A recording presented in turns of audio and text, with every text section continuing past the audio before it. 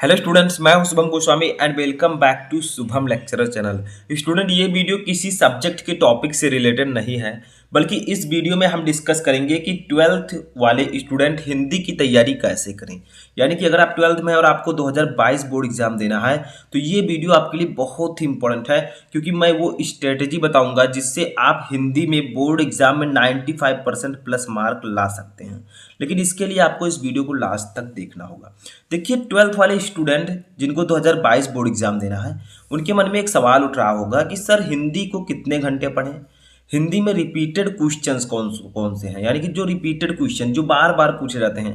क्योंकि आपको पता है जो हिंदी है, ठीक है, बोर्ड परीक्षा में हिंदी आपके परसेंटेज को बढ़ाने का कार्य करता है। जितना अच्छा नंबर आपका हिंदी में आएगा, अगर आप 95 नंबर लाते हैं तो आपका परसेंटेज जो है उतना ही ज़्यादा इंक्रीज होगा। ठीक है, तो हिंदी आपके बोर्ड परीक्षा में आपका परसेंटेज बढ़ाने का कार्य करता है। ठीक है, अब जो क्वेश्चन है, जैसे आपका रिपीटेड क्वेश्चन कौन कौन सा है, यानी कि कौन कौन से ऐसे क्वेश्चन हैं जो हर साल पूछे जाते हैं, ये भी हम इस वीडियो में डिस्कस करेंगे।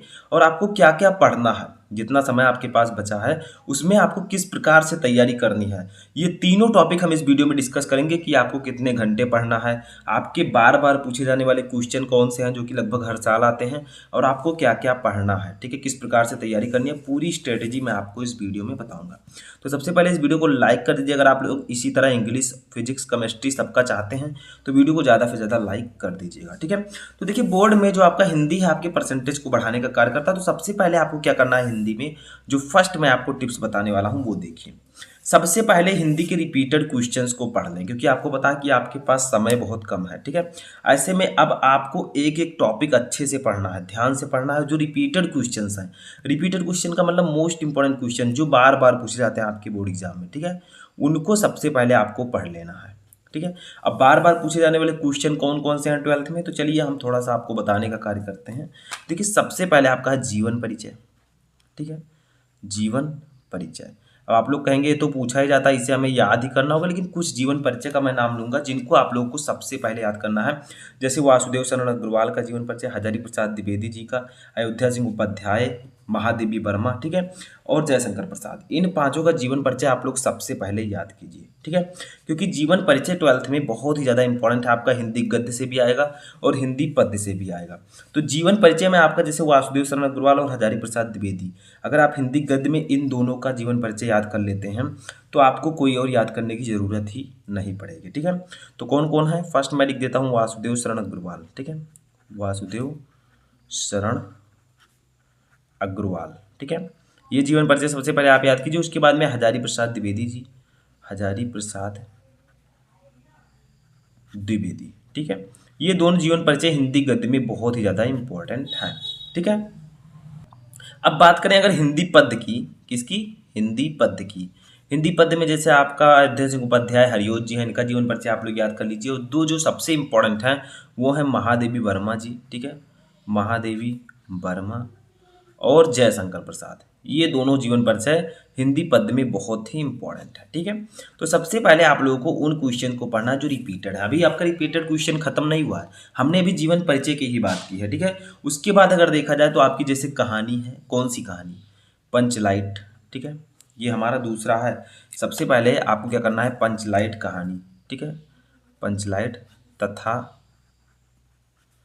आपका कौन है, बहादुर। ठीक है, बहादुर कहानी। ठीक है, इसको सबसे पहले आप लोगों को याद कर लेना है। जो पंचलाइट कहानी है, इसके उद्देश्य और इसका सारांश दोनों आपको समझ लेना है। ठीक है, सब कुछ मैं आपको ऑलरेडी बता चुका हूँ। जो जीवन परिचय मैंने बताया वो भी मैं आपको पढ़ा चुका हूँ। जो कुछ भी आपको सर्च करना है, जैसे वासुदेव शरण अग्रवाल जीवन परिचय शुभम लेक्चरर आप पीछे लगाएंगे, आपको सभी टॉपिक मिल जाएंगे। ठीक है, तो कहानी में आपका पंचलाइट तथा बहादुर कहानी आप लोगों को पढ़ लेना है।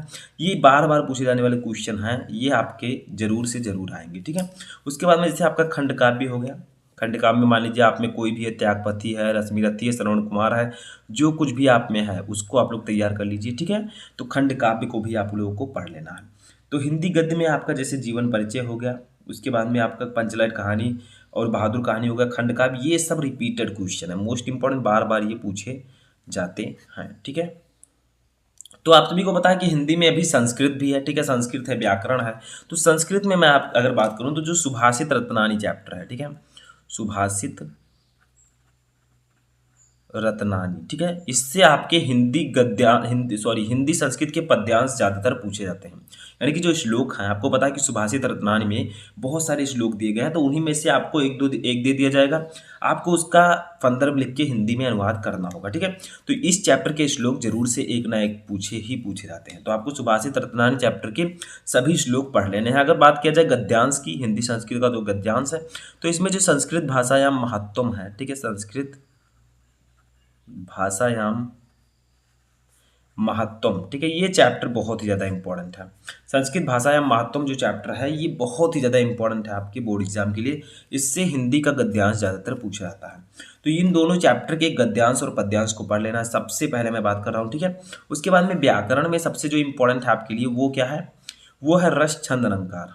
रस छंद अलंकार, ठीक है। अगर आपने रस छंद अलंकार को नहीं पढ़ा तो आपका 6 नंबर नहीं आपको मिलेगा, ठीक है। उसको पढ़कर जाना। रस में जैसे आपका वीर रस, करुण रस, हास्य रस, ठीक है, इन सबको उदाहरण सहित पढ़ लेना है परिभाषा के साथ। छंद में जैसे दोहा, सोरठा, रोला, कुंडलिया। अलंकार में रूपक, उत्प्रेक्षा, यमक, ठीक है, इस सभी अलंकार को पढ़ लेना है। तो रस छंद अलंकार आपको पढ़कर जरूर जाना है। रस छंद अलंकार in one video Shubham lecturer आप बोलेंगे यूट्यूब पर तो आपको पूरा वीडियो मिल जाएगा, जिसमें मैंने रस छंद अलंकार तीनों को पढ़ाया है। तो वो आप लोग अगर 20 से 22 मिनट का वीडियो देख लेते हैं तो आपका वो क्लियर हो जाएगा, ठीक है। तो इतने टॉपिक हैं हिंदी में जो कि रिपीटेड हैं, ठीक है, हमेशा पूछे गए हैं। अभी तो मैं सिर्फ रिपीटेड क्वेश्चंस की बात कर रहा हूँ। अब देखिए, आपने इन सबको पढ़ लिया, लेकिन आपको एक और काम करना है। देखिए, वो है कि हिंदी के महत्वपूर्ण टॉपिक का एक शॉर्ट नोट बना लीजिए। अब जैसे मैंने आपको बताया कि वासुदेव शरण अग्रवाल, हजारी प्रसाद द्विवेदी, महादेवी वर्मा, जयशंकर प्रसाद, इन सबका जीवन परिचय बहुत ही इंपॉर्टेंट है। तो क्या उसको एक बार पढ़कर आप रख लेंगे, उसका एक शॉर्ट नोट बनाइए। जो मोस्ट इंपॉर्टेंट है, रिपीटेड क्वेश्चन है, उनको आप शॉर्ट नोट में इंक्लूड कीजिए। जैसे पंचलाइट और बहादुर कहानी लिख लीजिए, उसका उद्देश्य, उसका सारांश, खंडकाव्य लिख लीजिए, कुछ आपको श्लोक उसमें लिख लेना है, रसछंद अलंकार लिख लेना है। तो एक शॉर्ट नोट अब आप बना सकते हैं, क्योंकि आपके पास टाइम कम है। आप लोग अगर शॉर्ट नोट बनाकर पढ़ाई करेंगे तो आपकी तैयारी और भी अच्छे से होगी। तो क्या कीजिए, हिंदी के जो मोस्ट इंपॉर्टेंट क्वेश्चन है, रिपीटेड क्वेश्चन है, उनका एक शॉर्ट नोट बना लीजिए। शॉर्ट नोट का मतलब एक नोट बना लीजिए जिसमें आप उस सभी इंपॉर्टेंट क्वेश्चंस को रखिए, उन सभी इंपॉर्टेंट क्वेश्चन को लिखिए जो आपके बोर्ड एग्जाम में पूछे जा सकते हैं, जिनके चांसेस 90% से ज़्यादा है, ठीक है। तो शॉर्ट नोट आपको बना लेना है, ठीक है। अब देखिए, शॉर्ट नोट तो आपने बना लिया, लेकिन आपको समय कितना देना है, हिंदी को पढ़ने में कितना समय आपको देना है। तो देखिए, हिंदी को आप टाइम टेबल में रखें। जैसे अगर आपने टाइम टेबल बनाया है सभी सब्जेक्ट का, तो उसको हिंदी को भी इंक्लूड करें, क्योंकि बहुत सारे स्टूडेंट क्या करते हैं, वो कहते हैं अरे हिंदी तो सरल है, ठीक है, इसको मैं 1-2 महीने जब एग्जाम बचेगा बस हिंदी और इंग्लिश को पढ़ लूँगा, बाकी फिजिक्स, केमिस्ट्री, बायोलॉजी यही सब पढ़ते हैं। लेकिन ऐसा आपको नहीं करना है। हिंदी को भी बराबर आपको समय देना है, क्योंकि हिंदी आपके परसेंटेज को बढ़ाता है। हिंदी आपका एक सरल सब्जेक्ट तो है, लेकिन आप लोग पहले से तैयारी करेंगे थोड़ा थोड़ा, तो आपको बाद में ज़्यादा भार नहीं रहेगा। तो हिंदी को टाइम टेबल में रखें और डेली कम से कम 1 घंटे आप हिंदी को जरूर पढ़ें। अब मैंने आपको बताया था कि कितने टाइम तक में पढ़ना है, ठीक है, जो हमारा कितने घंटे पढ़ें हम हिंदी को, तो हिंदी को कम से कम दिन में 1 घंटे जरूर पढ़ें, जिसमें आप लोग ज़्यादा से ज़्यादा क्वेश्चन सॉल्व करें, ज़्यादा से ज़्यादा इंपॉर्टेंट क्वेश्चन ढूंढने का प्रयास करें, वो सब आप लोग कर सकते हैं, ठीक है। तो कम से कम आपको 1 घंटा हिंदी के लिए भी देना है। सभी सब्जेक्ट के लिए आप इक्वल टाइम दीजिए। आपके पास 5 सब्जेक्ट हैं, 5 घंटे आपके निकल जाएंगे। उसके बाद जितना भी समय बचता है, जो आपको सब्जेक्ट ज़्यादा टफ लगता है उनको आप लोग पढ़िए, ठीक है, लेकिन आप लोग सभी सब्जेक्ट को बराबर समय दीजिए। उसके बाद में देखिए, 4th नंबर हमारा है कि हिंदी के प्रीवियस ईयर क्वेश्चन पेपर और मॉडल पेपर को सॉल्व करते रहें। देखिए, हिंदी के ही नहीं, जितने भी सब्जेक्ट आपके पास है सबके आप प्रीवियस ईयर क्वेश्चन पेपर, यानी कि जो पिछले साल के क्वेश्चन पेपर्स थे उनको आप लोग सॉल्व कीजिए, और जो आपके मॉडल पेपर्स नए आए हैं उनको भी सॉल्व कीजिए। अनसॉल्व पेपर ले लीजिए, उसको भी सॉल्व कीजिए। तो आप लोग अगर ज़्यादा से ज़्यादा क्वेश्चन सॉल्व करेंगे तो जो क्वेश्चन प्रीवियस ईयर में पूछे गए थे, ज़्यादातर वही क्वेश्चन रिपीट होते हैं, ठीक है। तो उन क्वेश्चन को आप सॉल्व कर लेंगे तो आप जो इस बार बोर्ड एग्जाम आपको देना है उसमें ज़्यादातर क्वेश्चन उसमें मैच करेगा, ठीक है। तो अब तक मैंने आपको बताया कि सबसे पहले आप लोग रिपीटेड क्वेश्चंस हैं उनको पढ़िए, एक टाइम टेबल बनाइए, उसके हिसाब से तैयारी कीजिए। जो रिपीटेड क्वेश्चन है उनका एक शॉर्ट नोट बनाइए। लेकिन अब शॉर्ट नोट तो आपने बना लिया, लेकिन उसको पढ़ेगा कौन, ठीक है। तो उसके लिए भी आप एक काम कीजिए, डेली आप लोग शाम को जो कुछ पढ़िए, इंपॉर्टेंट नोट में जो कुछ लिखिए, उसको डेली सुबह उठकर अपने शॉर्ट नोट को जरूर पढ़ें, ठीक है। किसी भी सब्जेक्ट का बना रहे हैं, कोई जरूरी नहीं मैं हिंदी का ही बात करूं, हिंदी का तो आप लोग वो भी एक सब्जेक्ट है, ठीक है। आप किसी भी सब्जेक्ट को अगर शाम को शॉर्ट नोट उसका बना लेते हैं तो सुबह उठकर उसे ज़रूर पढ़ना है। आपको पता है कि सुबह का जो समय होता है 4 से 6, ठीक है, जो 4 से 6 का टाइम होता है वो बहुत ही इंपॉर्टेंट समय होता है। स्टूडेंट लाइफ के लिए। जो स्टूडेंट अगर इस समय को यूज़ करते हैं तो वो आगे चलकर बहुत ही अच्छा मार्क अचीव कर सकते हैं। ठीक है, तो डेली आप सुबह उठकर 4 बजे उठ जाइए, और पहले उठ सकते हैं तो आप उठिए। ठीक है, अपने शॉर्ट नोट को ज़रूर पढ़ें। जो कुछ नोट आपने बनाया है, शॉर्ट नोट ही नहीं, कोई भी नोट आपने बनाया है, उसको सुबह उठकर जितना ज़्यादा आप लोग पढ़ेंगे उतना ज़्यादा आपको याद होगा। ठीक है, तो इतना काम आप लोग कर सकते हैं। अगर ये सभी काम आप करते हैं तो 12th हिंदी की तैयारी आपकी बहुत ही अच्छे से हो जाएगी।